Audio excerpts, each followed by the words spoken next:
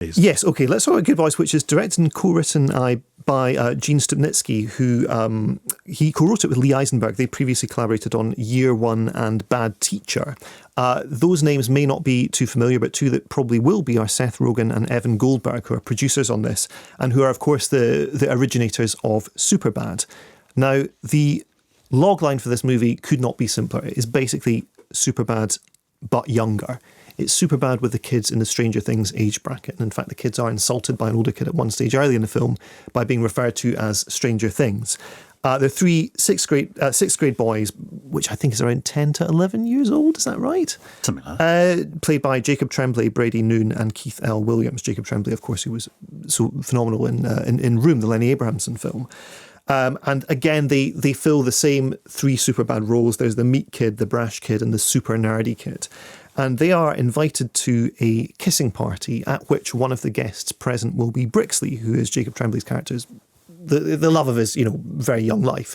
And he's desperate to be able to get along to this party and finally be able to talk to her and perhaps hold hands and perhaps something more. So in order to get to this kissing party, this very complicated chain of events ensues where they don't know how to kiss, so they have to steal one of their father's drones and try and fly it over to spy on some teenagers who live close by. The drone then gets caught by the teenagers who, in order to get the drone back, they task them with all these errands which put the boys in kind of low to mid-level danger, I think it's fair to say. But anyway, here's the moment at which they're trying to bargain to get this drone back, and their day takes a turn for the worse. We should have just told the truth. We're going to a kissing party, and none of us have ever kissed, and we're scared. Lucas, I've had sex before, but I've never kissed a girl. Look, can we please have the drone back? If you don't give it back, I'll tell my dad you stole it. And I'll tell him that you're a pervert. We'll tell the whole school. This is sensual harassment. We'll tell everyone that you're a misogynist. I've never massaged anyone. This is what happens when you don't respect women.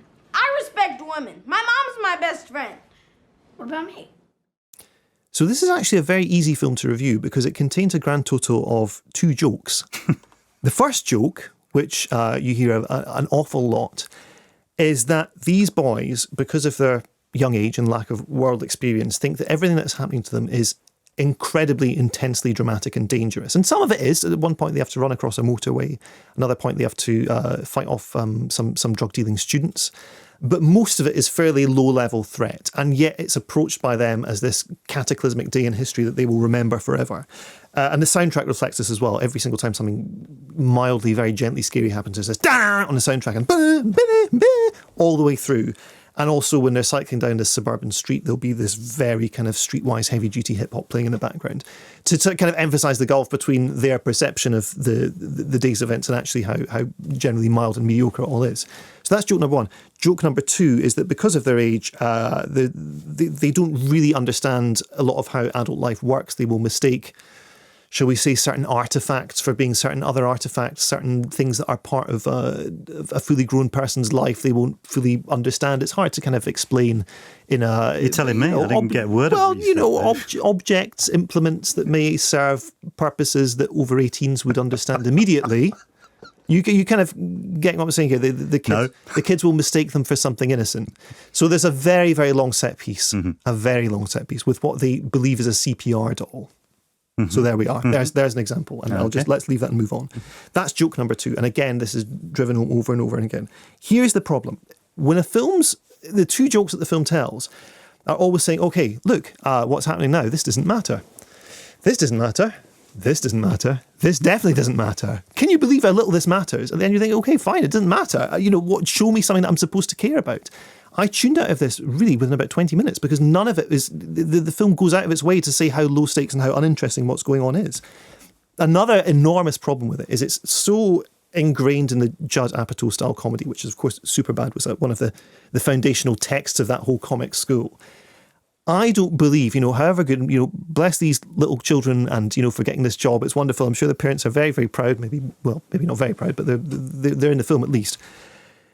It's not a style of comedy that anyone, I think, under the age of 15 can persuasively deliver. This kind of very shrill, intense, amped up frustration at small things. It doesn't sound right when it's coming out of young heads, I think. And to see them going through it, there's something slightly mini-pops about it. Like, these are kids pretending to be adults rather than being allowed to be kids on their own terms. There is one mildly interesting idea, which is the sense that these boys are friends, primarily from an accident of geography. You know, they live close together, their parents are friends, so they have just hung out together as a matter of course, and they may not be friends for life.